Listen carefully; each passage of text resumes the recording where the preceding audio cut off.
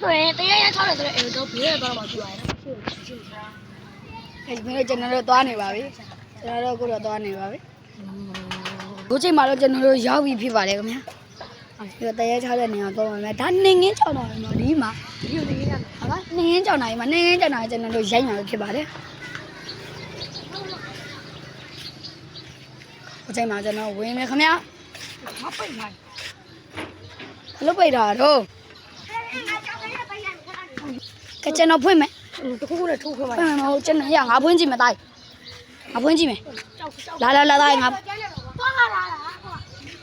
အဲ့ဖွင့်ကြည့်မယ်နော်ကျက်ပါဘူးပြတ်သွားပါပြီ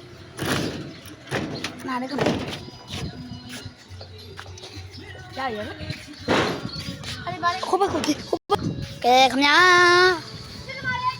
ဟာနော်လို့ရပြီဗျာတခါခောက်ကြည့်မယ်ကကျွန်တော်ခောက်ကြည့်မယ်ခင်ဗျာခဏကျွန်တော်ခောက်ကြည့်မယ်နော်ကကျွန်တော်ခောက်ပြီခင်ဗျာခဏလေးလူရှိလားခင်ဗျာကျွန်တော်ခောက်မယ်နော်ခဏလူရှိလားဟာ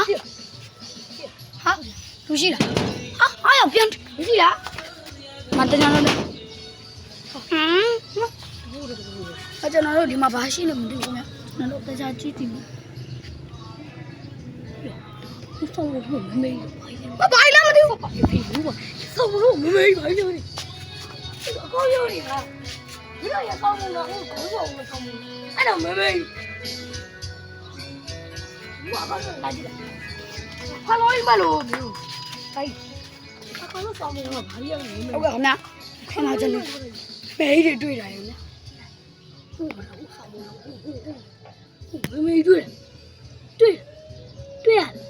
ဟုတ်မမေးတွေ့ရအဲ့လေကိုချင်မကျွန်တော်တို့တခြားရိုက်ပြီ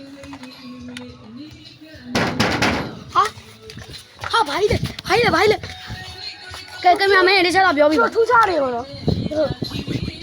တော့ကြောက်ကောင်းတယ်ဘောနော်ဒီတော့ဆိုရတယ်ဒီအိမ်ကတော့ခုပြီးတော့ပတ်သက်နေပါလားအဲ့တော့တို့ဒီအောင်နောက်တစ်ခေါက်ပြန်လာမှာဖြစ်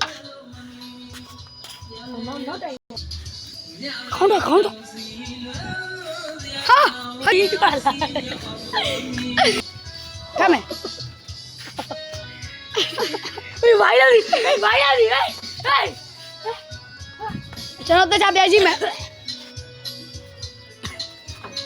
ဘာလဲအလုံးမနေလိုက်ကြလားမသိဘူးတွားကြည့်မယ်နော်